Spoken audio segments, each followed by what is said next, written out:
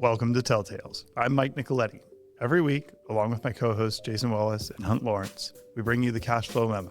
Get it at telltales.us. For the next 30 minutes, we're going to dive deep into energy, technology, and healthcare. So download the memo now and get started. The following conversation is intended for informational purposes only. You should always do your own work to determine if an investment is suitable for you. Last week we asked, could any dominant company become the next Intel? This week, Apple answered. Tim Cook is stepping aside. After 15 years, the man who took Apple from $350 billion to $4 trillion is moving to executive chairman. His replacement is John Ternus, the head of hardware engineering, a hardware CEO taking over at the exact moment the industry is being remade by software and AI. We promised you the Apple episode. We got the Apple episode. The question is whether naming a hardware leader in the AI era is a stroke of genius, betting that on-device compute and vertical integration wins, or a signal that Apple's board doesn't fully grasp the threat. We'll get into it. First, Hunt on Iran. We are going to keep Iran to not more than 6 minutes because it's not necessary. Because the status, despite all the headlines and news flashes, the status as it impacts the oil business hasn't really changed from the day of the first bombs. And interestingly enough, the oil market hasn't really changed since the thing started. People, speculated that oil would go to $150. It didn't. People speculated that the world would run out of oil, that people would not be able to get enough oil, and some of that has happened. The shortest product is jet fuel, and some of the airlines that fly long routes are canceling flights. But I think it's pretty clear that they're canceling flights that would have been unprofitable anyway. So they're using it as a way to try to improve their profitability. Now, of course, the jet fuel is half of the cost of a flight. So they're definitely moving up their cost to travel, but they're coping with the fact that jet fuel is scarce. Because remember, it's not only crude that goes through the straits, but it's also products like diesel and jet fuel and whatnot. So it's really less disruptive. Now, Saudi Aramco, which runs the oil business, owns the oil business, runs the oil business in Saudi Arabia, which is the largest producer, announced that they made more money in March than they made in February, even though their production was way down, because their only production is the oil that they ship across Saudi Arabia to Yanbu, port on the Red Sea. So their production is probably down by 3 million barrels a day or something like that, like from 9.5 to 6.5. But they made more money because the price was higher. So Saudi Aramco said their revenue in March was higher than their revenue in February. And if you go to the bottom of Exhibit B, you see that last Thursday, the near month was 99. The average price for 26 was 80, and the futures price for 27 was 71. When we look at it again this Thursday, the prompt will be, maybe 95. I don't think the average price for 26 will change.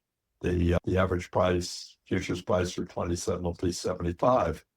Consider this, that in 24, the price of oil averaged $72. If our futures price is 75, that probably translates into, if we want to think about the political implications, that probably translates into about $3 gasoline. Gasoline, I think, averages now around $4. It's the normal states, not California. It's always $1.50 higher, but normal states, it's around $3.50 to $4. It'll come down somewhat. the energy secretary made that prediction. Of course, Trump immediately said, no, he's too high. What Chris Wright, the energy secretary, said, I think it'll settle in around $3, which is probably about right, which is about $75 for crude. Now, suppose the blockade continues, we with an aircraft carrier and 3 destroyers and a couple of other support vessels can maintain that blockade on Iranian oil indefinitely. The Iranians, with their missile capability, their drone capability, can keep the straits closed to everyone indefinitely. So we're at an impasse. But the world is going to go on without, say, 20 million barrels of oil and products through the straits. If you take the oil that goes across to the Red Sea for Saudi Arabia, the oil that comes from Abu Dhabi down to Fallujah, so it's outside the port, you're probably in both places, you're probably losing 3 million barrels of Saudi production, maybe 1.5 million barrels of production from Abu Dhabi. Kuwait really doesn't have a way out. They'll probably try to move some oil up into Iraq, and then Iraq will try to move some oil up through Turkey. There is the remains of a pipeline that goes out through Syria. I think the Syrian government, who's trying to bring their own oil production back, 300,000 barrels or so, would probably cooperate in trying to rehab that pipe. If we go back and look at Exhibit C, can the world operate with like WTI, and rather than have 102 million barrels of supply, have 95 million barrels of supply, 96 million barrels of supply? Remember, there was about 3 million barrels of oversupply before all this started. I think we could contemplate. I doubt if the Iranians will be this intractable, but we could contemplate just operating with the straits effectively closed kind of indefinitely, and no one would get too badly hurt. No real comment on Exhibit A, except the $1.5 trillion budget request for defense spending, up from $900 billion. I just don't think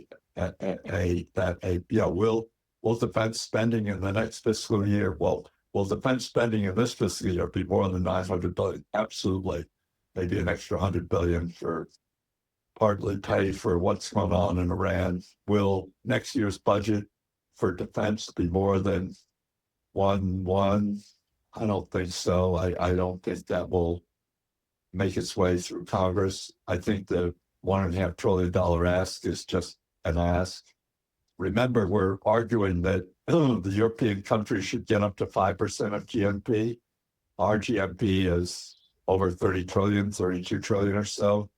5% of that would be $1.5 trillion. But I don't think the U.S. government, I don't think we can't finance it. We don't have the money. We have to bring that deficit from $1.9 trillion down to $1.5 trillion. So we basically don't have the money. We could probably save $100 billion from all other and maybe try to flatten out Medicare and Medicaid and save $100 billion there. But I mean, we just don't have the financial capacity to do it. And I don't think we will do it. So it seems odd that we'd have the unthinkable happen in the energy business, which is have the Straits of Hormuz be closed kind of for an indefinite period. But the energy industry on a worldwide basis is pretty resilient, and I think is working out having the straits closed and not have anyone be too disadvantaged. The two largest economies in the world, the United States and China, pretty well insulated. I mean, we produce as much oil as we use. China has huge supplies of oil and storage. And then, of course, way more than half of all the cars in China are EVs running on electricity. So their oil consumption is flat, or their oil consumption this year will probably be down. So the world goes on. Japan is another large economy. I think Japan will probably manage their way through this. Germany is the largest of the European economies. They have a big problem with their power prices because they have too much feed-in tariffs for wind, and they close their nuclear plants, which was a political issue, not a commercial issue. But Germany will be okay. I just now, does that explain why the stock market is at levels that are higher than when the war started? Yeah, probably. I think this is a situation where the capital markets have it about right. Anything more, Mike, Jason, on these topics? I think it's fascinating that the oil markets are behaving the way they are, and maybe we're not impacted.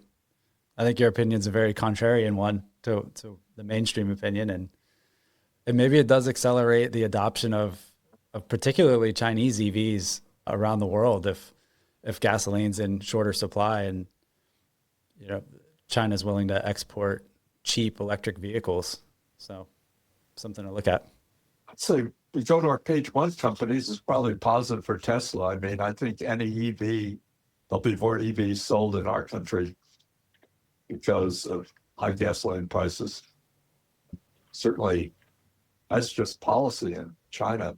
What exactly the percentage of EVs is? I mean, China's the largest automobile market. They sell more cars and light trucks in China than we do in the US. I imagine the percentage of EVs is way over half.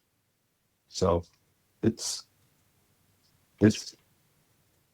seems like a lot of activity and commotion and concerns about out of control oil pricing, all of which didn't happen. So, and I think at this point are unlikely to happen.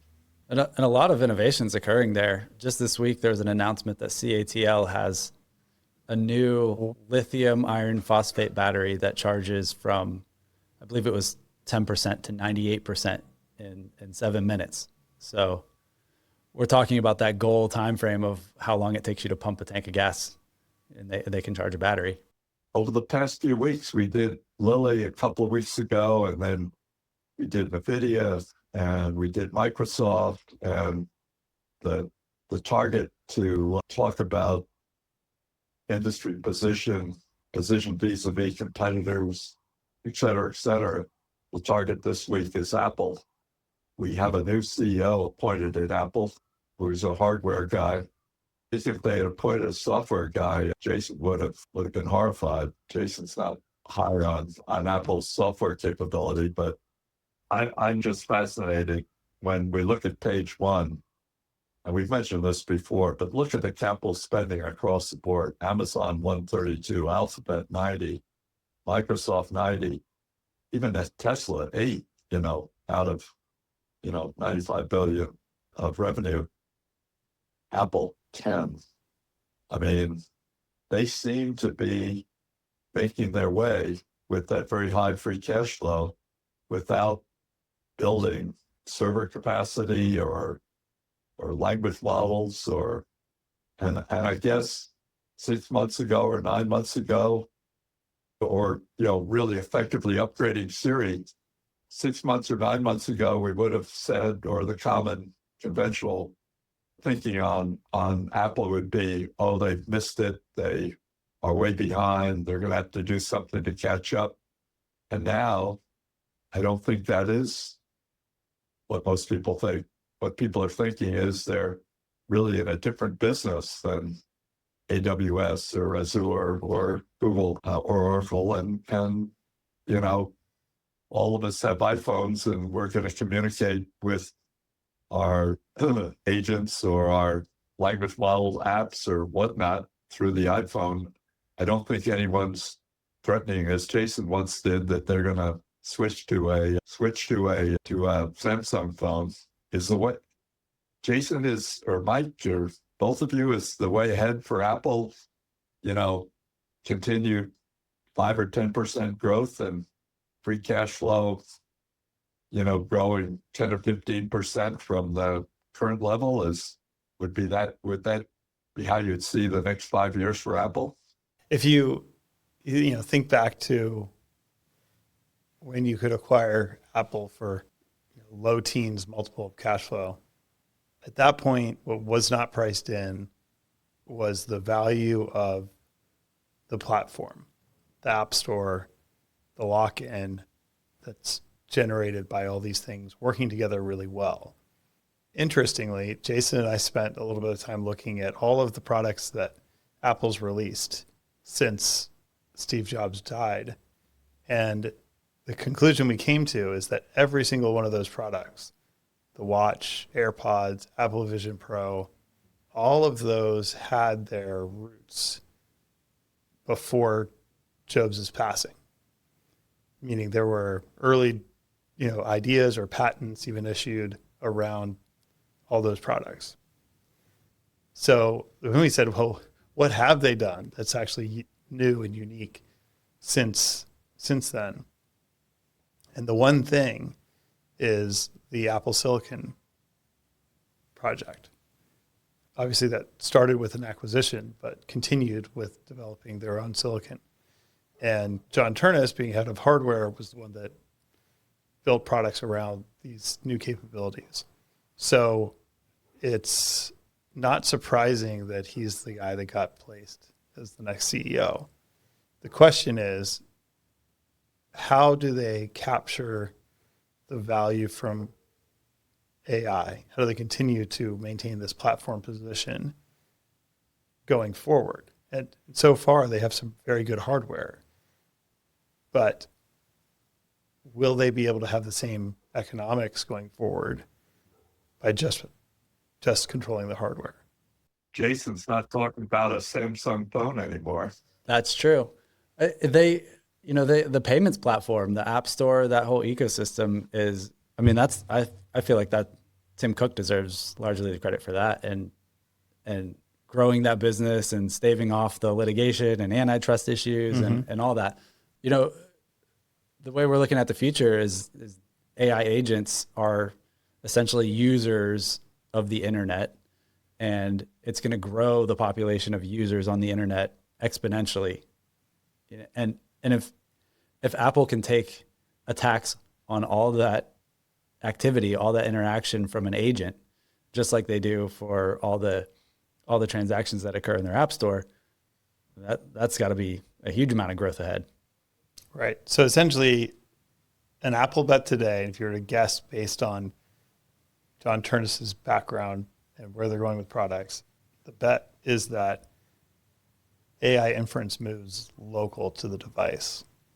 And with that, Apple's able to capture some percentage of revenue or whatever the percentage of a subscription fee that the individual will pay for access to those models.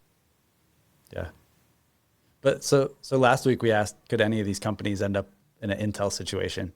And there's a case for that, because you could say that Apple's biggest strength was vertical integration. And even back in the Steve Jobs days, it was tight coupling of the hardware to the software. And that's just continued for the last decade. But today's weakness is they don't have an AI strategy. They don't have an AI advantage.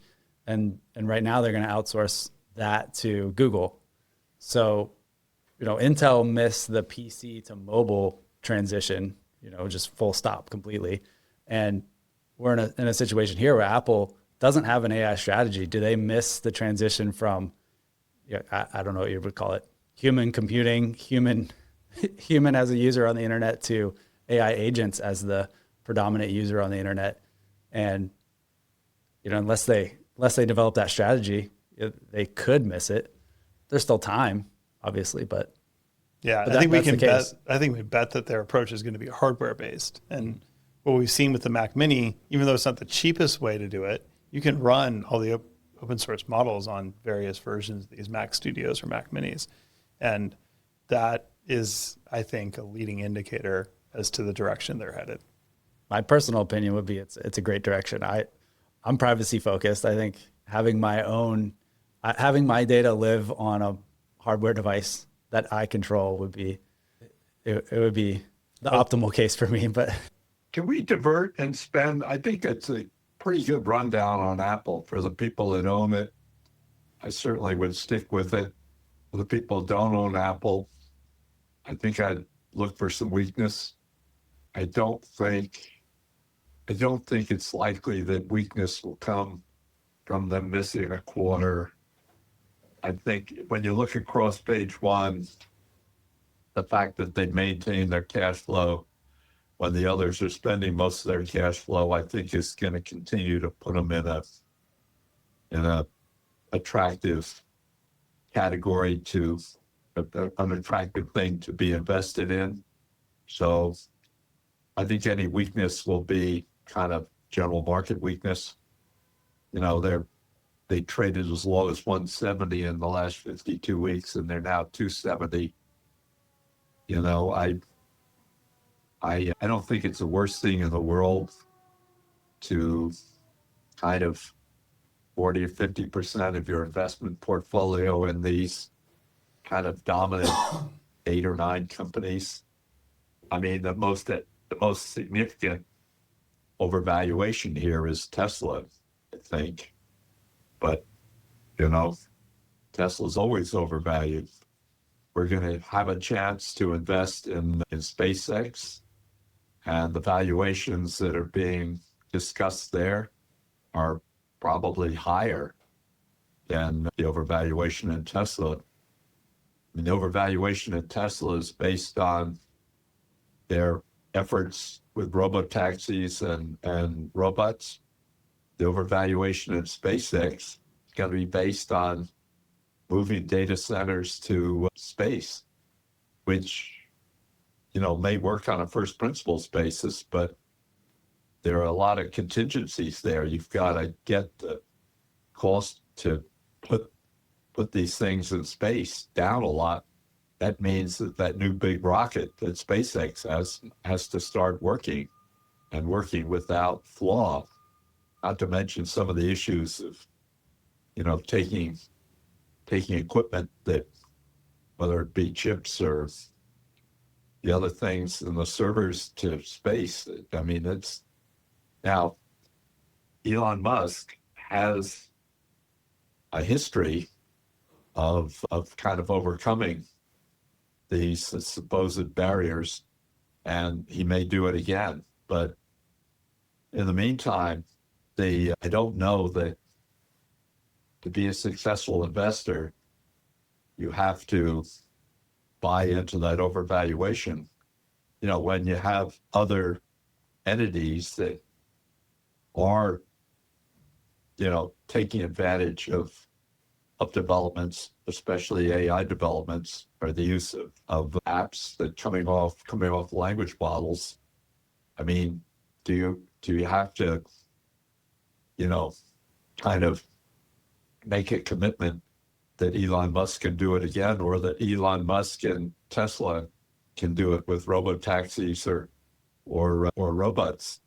So, I know, Mike or Jason, anything? I mean, I don't mean to beat up on Elon Musk or beat up on Tesla, but, you know, it seems to me there's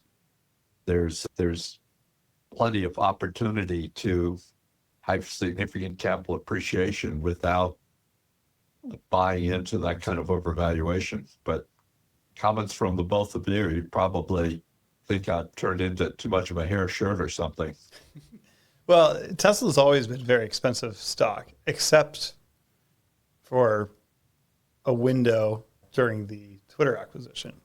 And at that point, you could buy it for what was conceivably like a not too overvalued, assuming you're not giving it any value for any of the other programs, which included humanoid robots V1, which was clearly way behind everything at the time.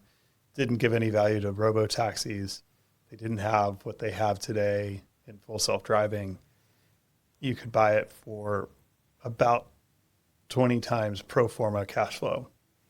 The way that we look at it is you get those opportunities with companies like Tesla rarely.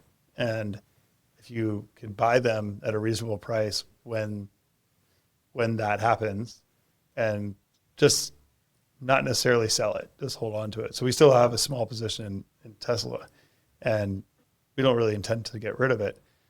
Would we acquire more at this valuation? I don't think so. We would much rather try to find the next company that is trading for a fair multiple of cash flow that has the exponential upside of different things. Tesla had robo-taxi, self-driving, and humanoid robots, to name a few. They had a burgeoning battery business, which is now fairly substantial. So all that is to say is we still like Tesla. We're just not running out buying more shares. Jason, we got to switch to healthcare. Otherwise, we'll be in the doghouse for not covering healthcare today. Sure. There's kind of a good amount of news this week, so I'll try to run through it pretty quickly. First thing is Trump's appointed Erica Schwartz nominated her to lead the CDC. She has quite the pedigree. She was a Coast Guard officer, a medical doctor. I believe she has a law degree, and was previously Deputy Surgeon General. So this is really an uncontroversial pick and a great pick to bring stability. So really like that decision. The FDA has reclassified 12 peptides, removing their restricted status. This one is controversial. The younger generation really likes the idea of taking peptides. People in the healthcare community think this is a terrible decision for the safety of these individuals. Without getting into like what each one is, I think there's a lot of nuance to this decision. The FDA is tasked with keeping us all safe, and there's no data that these things are safe. But that said, they're in the public domain. I'm sure there's no patents to be filed around them. So because there's no profit motive, no one's going to run trials on them. And I think the right solution would have been for the NHS or HHS to run those clinical studies, to fund those and study it and find out if they are safe, if they're effective at, whatever it claims to be. But that's not occurring. So they're just basically available now for compounding pharmacies to make. And maybe Mike's libertarian view would say that's a good thing. I don't know. It's really not good if people are making claims about something for the purpose of making money on it. It's kind of like a pure, easy way to tell that there's a problem, right? If I'm marketing snake oil so I can make money, that's a problem.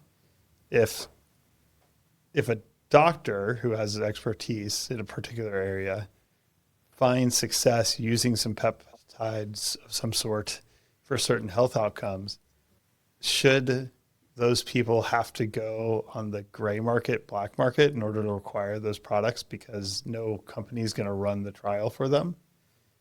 And part of the reason of making them legal again is that if you do go out and buy those gray market products, they're generally produced in China and they have very inconsistent results when the products are tested. Many of them contain significant amounts of heavy metals. And so in a way, this is a safety issue for the FDA in that banning them actually makes it less safe as well. So I think it's all good. Right.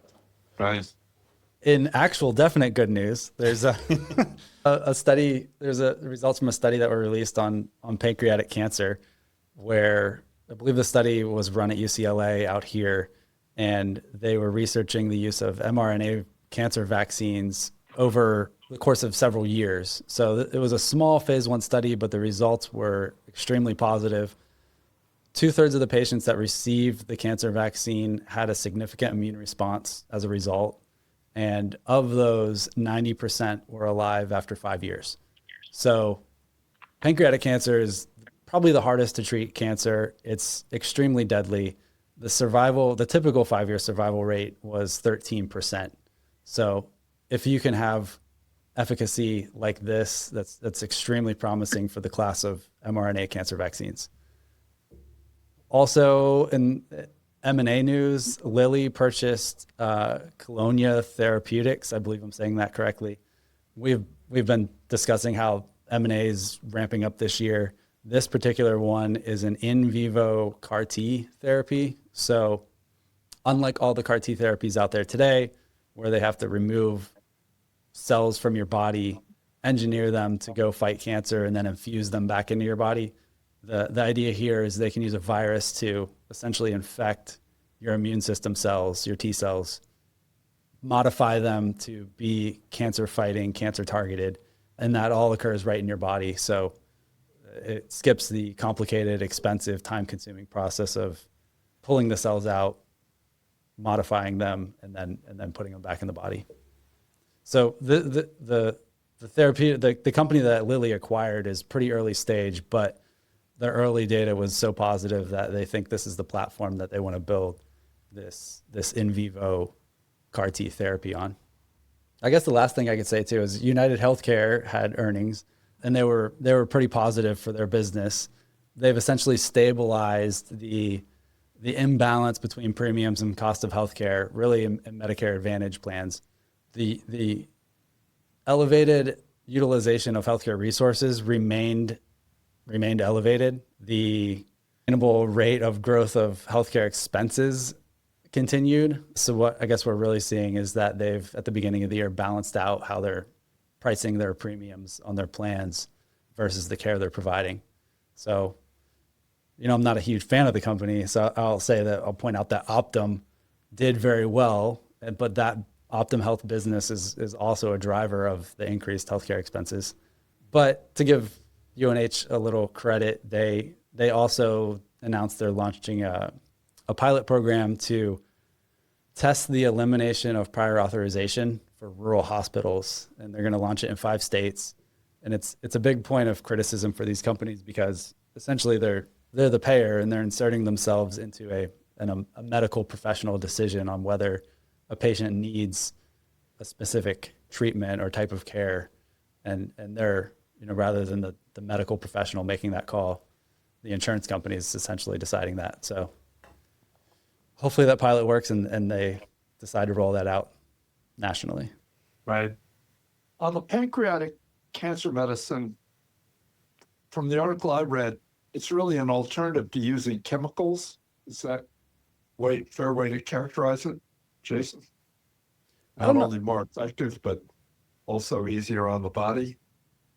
Right. I don't know if it's necessarily an alternative. I know that the process started with surgery. So they cut out as much of the tumor as they possibly can and then provide, I don't know if they just provided the mRNA vaccine or if it was kind of all of the above way to treat the patient. And I think ultimately where the industry goes is it is more of an all of the above. We're going to attack it in all the ways that we can. And then the final step is an mRNA vaccine that helps your immune system clear out every last cell that's cancerous. And when those mutations, if they reoccur, your body's primed to eliminate them. And is this something that BioNTech will participate in? I know the company that was identified, BioNTech was mentioned as an afterthought, but is this something that they will play a role in terms of their vaccines? It's a good question. I don't remember off the top of my head that they have a program in pancreatic cancer. I could see it not being an optimal place to look because it is so hard to treat, but certainly I think results like this are going to cause follow-on. I wouldn't be surprised if Moderna and BioNTech are, if they haven't already started it, they're looking at it this week. Right. Good. Well, once again, we'll be back 7 days from now. I think next week, having covered Lilly and NVIDIA and Microsoft and Apple, I think our target for next week is Amazon. And I think we'll look at Amazon alongside Walmart, since Walmart is trying, pretty effectively to compete with very prompt delivery with Amazon. So, Amazon, a lot of other businesses, in addition to delivering all those boxes, especially Amazon Web Services. But I think we'll do Amazon this coming week. And then we have done Google in the past, but maybe the following week we will try to pull Google apart. In the meantime, everyone be well and stay healthy, and we'll be here exactly 7 days from now. And thanks very much for listening. Take care.